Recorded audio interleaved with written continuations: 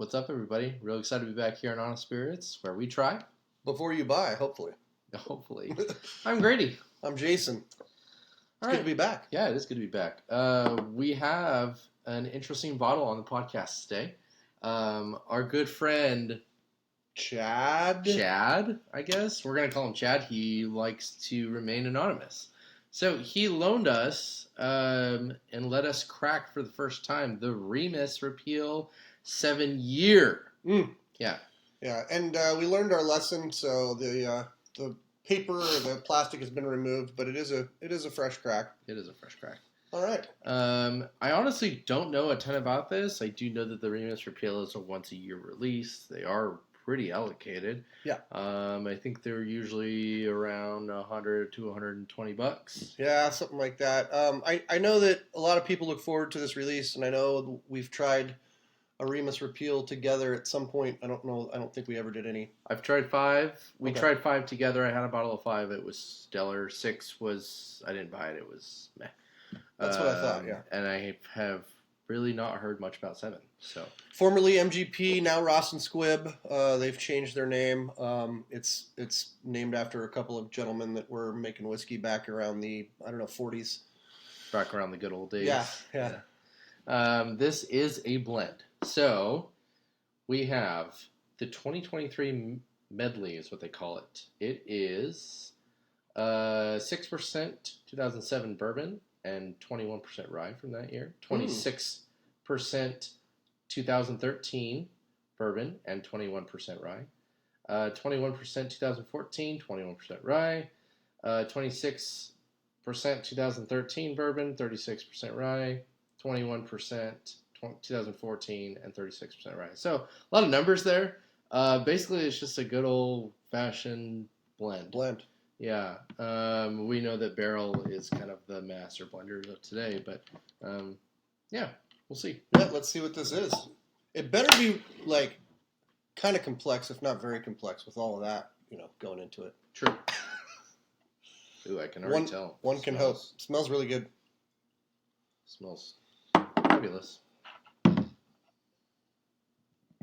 So, Indiana whiskey. Indiana whiskey, even though it doesn't say. Okay, it's distilled by Ross and Squibb Distillery in Lawrenceburg, Indiana. So, we know it's not MGP. Probably. Well, Ross and Squibb was MGP. They changed their name. Oh. Yep. All right. Cool. Okay. Didn't know that. Yeah, and apparently they're building a brand new state-of-the-art facility. There's pictures online that aren't real pictures. What do they call those? It's like schematics. Yeah, but like a digital mock-up, I guess. Okay. Yeah. It looks pretty intense. It almost looks like a new football stadium or something. Yeah. Yeah. Okay, so on the nose, this is like sugar cubes and creme brulee. Yeah. But like creme brulee before it's burnt. Yep. Like this is like Peeps. It smells like Peeps. Yeah, there's some candy notes, a little fruit note. It's not super rich with like caramel and butterscotch or brown sugar on the nose. I mean, you get little whispers of all that, like spun sugar, Yeah, I get super sweet. Yeah. Super. Almost a cola. Do you get that? Yeah, like a RC cola with a little rye. Yeah. RC cola, like a Mexican cola. Yeah, something. Yeah. All right. Cheers. Cheers to you, whatever you guys are drinking. That's right.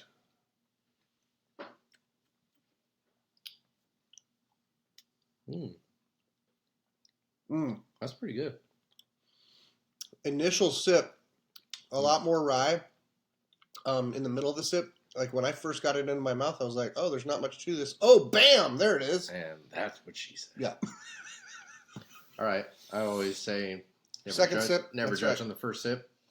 Initial sips are great. Second sip should be the true taste.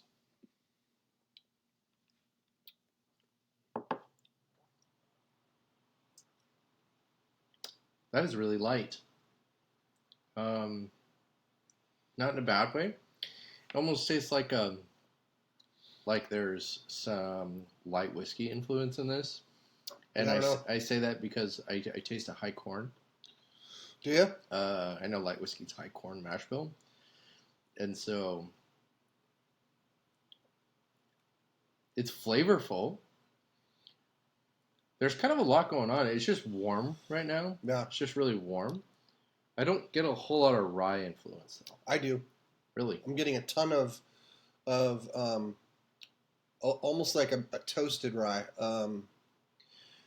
It's not really bitter, but it's leaning a little bit. I think I've talked about this on a few podcasts. But sometimes I get a flavor note of what I consider, for lack of a better term, a dirty rye, meaning it almost kind of tastes like they took a rye plant right out of the ground and left the dirt still on the roots and tossed it into the mash bill. And while I get a really light front on the very front of this sip, it's like you have to have it actually sit in your mouth and roll it around on your tongue a little bit, and then the flavor hits, and it's, some classic bourbon notes, but man, I get a lot of that sort of like toasted rye on the finish and in the middle. It's not my favorite thing I've ever had, but yeah. Again, neck pour, fresh crack. Some people don't think it's a thing. Some people do. I'm pretty convinced that a lot of whiskeys will change for the better once they've been open for a little bit. I've just had it happen too many times to think it's a fluke. What do you think? We'll have to ask our friend Chad. Chad. To open this in 2 or 3 weeks and see what he thinks. Hi, Chad. I don't not like this. I think it's actually pretty good. Okay. It's just okay. I am going to read the back, and Okay. I don't always love it when distillers do this, but they put the notes on the back. Oh, interesting. Let's see what they say. It says, to commemorate the milestone was created, Remus Repeal Reserve. This 2023 limited edition bourbon leads with aromas of caramelized pecans, or pecans, if you're a pecan. If you know, you know. And candy cherry with a hint of plum and peppermint. The initial taste includes rich caramel and candied raisins, followed by cinnamon and barrel char, with slight vanilla and brown sugar. Finishes intense cinnamon and peppermint spice with lingering notes of vanilla, caramel, and oak. Short Remus Repeal is the best we make. Yada, yada, yada. Okay. I don't get a whole lot of that stuff that they're getting. I think the peppermint is where maybe that dirty rye characteristic is where you're getting, but... Well, third sip was my favorite. I think that dirty rye is fading now into the background. I definitely got more sweet notes on that third sip. It, like you said, it's good. It's certainly not a bad whiskey, and I think that there's probably some complexities here that may not come out until we try it again. Yeah, because I can taste. It's like ripples in a whiskey. Mm-hmm. Okay, I can taste that it's there, but after I think a couple weeks, the ripples will really be there. Yeah, it's hard. It's hard to pick out what's in those ripples right now because it's all sort of blended together into 3 or 4 main sort of sips. Notes. But yes, I can definitely detect that there's something else going on below that. And maybe those notes that they talk about there will be more dominant. Yeah. So I think it's just too early to tell on this one. It is. But I think on initial sip, it's good. It's good, man. Yeah. There's nothing wrong with it. Nothing wrong per se. Already getting better on the third sip. It was definitely better than the first 2 sips. So, all right, this is sip number 4. Cheers on it if you have any. I don't. I'm sorry. That's a party. I was starting to enjoy it a little more, so I just kept going. Touché. Yeah. So let's go with complexity. I think the jury's still out, but I'm going to go at least a 3 on complexity. I think it's more than middling on complexity, and I feel like it's actually going to reveal itself to be even more complex, like in a week or 2. Yeah, I'm going to go with 3.5. 3, okay, 3.5. All right. Drinkability. It's drinkable. It's really drinkable, man. Yeah, it's a crushable bottle, I think. I put it at a 4. Okay. I think it's 100 proof. I think the right amount of spice and stuff is there for what it is. It's definitely not too hot. It doesn't burn. It's got a very light, nice warming effect going down. It doesn't even really have a lot of mouth sting. It really doesn't. It's warm, though. Yeah. It's not stingy. Just warm. Yeah. So drinkability, you said 4. I'll say 3.75, and then value. And here's the rub. Yeah. This is just bourbon in today's market. It's just Yeah. it's a hard thing. Yeah. Everybody's trying to compete for the best bottle, and if I had an opportunity to buy this at $120 on initial sip, I'm gonna pass. Yeah. Maybe in 2 weeks after tasting it, and you know, maybe being able to see its depth and roots and legs, if you will. Yeah. I might change my mind, but at $100 to $120, this is not it for me. It's not a good value. I'm gonna go 2.5. I'm actually going to go 2. But I'm reserving the right to change that again in a week or two. We will try to revisit this, and even if we don't do another podcast on it, we should talk about it real quick, so that those of you who have watched this episode watch in a couple of weeks, and we'll try that again, and we'll just give a quick update on what we think.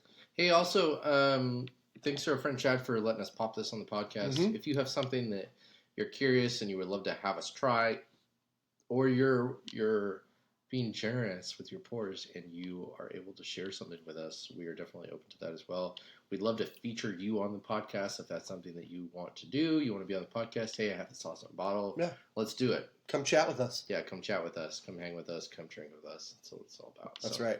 All right, my friends. Hey, have a good week. Thanks for tuning in. Peace.